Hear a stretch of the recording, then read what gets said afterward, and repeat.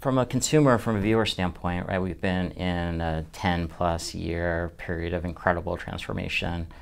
So the way TV is consumed and the definition of what TV means, the way TV content is delivered to the consumer has changed dramatically, without question. I think what has been slower to develop is the TV advertising space and the way TV advertising and premium video content on that main living room screen, how that is planned, bought, measured, transacted, sold.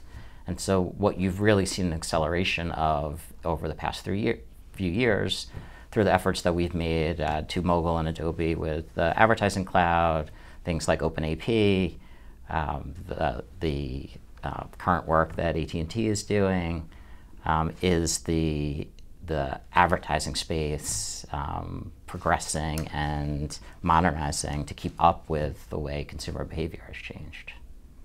So tell us about the role of DSP, about Adobe and your work with the these virtual MVPDs, and sort of what opportunities that presents, and sort of how you work with them.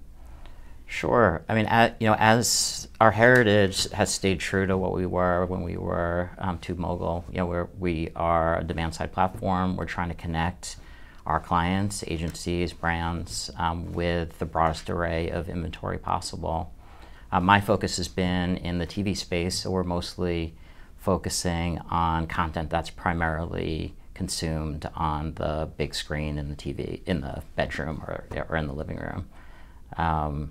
And so, as a DSP representing demand, trying to optimize return on media spend for our clients, we want to give them access to the best premium inventory available. What's really interesting about the virtual MVPD space is that it truly is the best of what is TV. So you have the best of linear in terms of great access to content and that linear ad feed, but you also can supplement it with extensive amount of content available on demand, all of which, whether it's on demand or in the linear feed, can be delivered through IP pipes, and the advertising can be delivered on a one-to-one basis instead of one-to-many.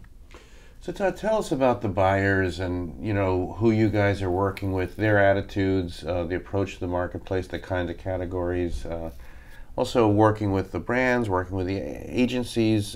Give us a view of the marketplace that you're seeing on your client side. Yeah, I mean, what we hear consistently from clients is that they still believe that TV is extremely effective in driving brand preference, driving store traffic, driving sales. But it's a much more complicated TV world to navigate, right? The sources of inventory are coming from a lot of different places, erosion of ratings, diversity of suppliers.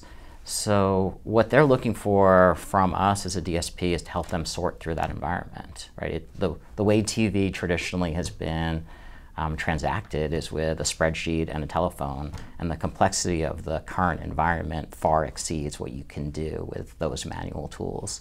So we're trying to put better tools in market on behalf of advertisers and agencies to help them navigate that space, to use their own first-party data, to use third-party data, to measure TV in a more deterministic way than they ever were able to do before. So what does addressable mean to you, and what is addressable, kind of the implications for the industry? So, in this broader, new TV space, I'd say you have the same premium content, the same safe environments that you've always enjoyed in linear TV, with the ability to use data to deliver that message one-to-one. So it's everything that you would want on a TV with the precise targeting of digital. So how do you use data, and what are sort of the, what are sort of some best practices to target, and targeting groups or individuals, or what do you expect out of the publishers that you work with? So, we're using the one-to-one opportunities in a few different ways. I think one of the clearest is when you have a target, you want to reach your target because of the effectiveness of a TV-like environment to influence, but your target is narrow so that traditional ways of buying TV are not efficient enough. So, if you buy 1 million adult 18 to 49 impressions and only a few % of them are your true customer, the traditional way of buying TV doesn't match up to that. If you can lower that waste and you can deliver those impressions more precisely to the few % of adults who are your target, then you get precision against that audience and you don't have the waste of reaching people that aren't going to buy your product. So I think that's one key area. The other things that we're thinking a lot about is incremental reach to a traditional linear buy. So when you look at even a broad target for a brand, some of those consumers are going to be heavy viewers of TV and are going to be quite well reached in a traditional linear approach. Others may watch some TV, but less than other people in the target. So if we can lay that into our targeting and do addressable TV to make sure that we're reaching those harder to reach TV viewers, it's a way of evening out the frequency count among different groups and making sure that you're extending the reach of that campaign to more qualified customers. And finally, TubeMogul has been on the bleeding edge of programmatic TV, as we used to call it some years ago. I don't know if you still call it that way, but tell us what automated, biddable, kind of what that marketplace looks like on the demand side, and sort of what goes through your pipes as you could call programmatic. Sure.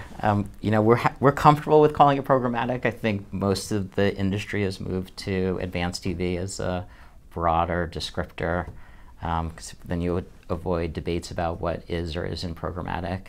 We are focused very heavily on automation in the space, especially in the traditional linear space. I really believe that a big problem in investing in TV for advertisers has been the loss of fidelity between a strategic target that's developed in planning, and then when you move through the cycle, you end up typically with a buyer who has a GRP goal and a spreadsheet and a phone. And so the view of the target that is created early in the process falls apart, really because the transaction is manual. So what we're trying to do, which an announcement that we made recently with NBC, we work with Clipped and others, we're really trying to work aggressively with anyone that's interested in automation in the space to provide a direct connection between the linear inventory and avails and the tool that's optimizing against it, so that instead of theoretically creating a target and then manually trying to find inventory that matches that target, you're actually in platform decisioning against real live inventory.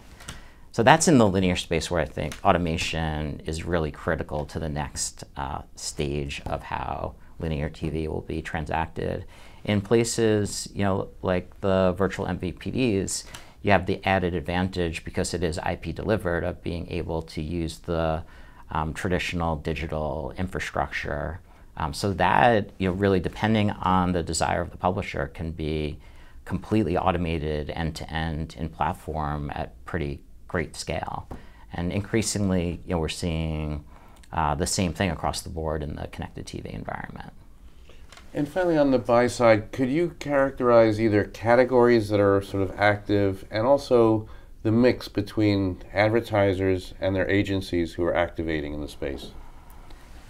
So, we're seeing interest from across the major advertising categories. I would say auto, because of the benefit of being more targeted and the high value of their transaction, has been a leader in the space, in the auto category is one of our biggest categories. Financial services, because of all the data that is available there, is an interesting category. The place where we're seeing the fastest growth and I'd say the biggest increase in interest is packaged goods. And that's area where, because in a lot of cases, a retailer sits in between the producer of the product and the transaction, it's an area where data has been lacking, but there's a lot of hunger in understanding that transaction better, comparing different sources of data, whether it be from someone like NCS or IRI, trying to understand more how a TV exposure actually leads to a sale, at the checkout counter. So that's been a really interesting category that that we've seen a lot of increased interest. From an advertiser versus agency standpoint, I would say it's mixed.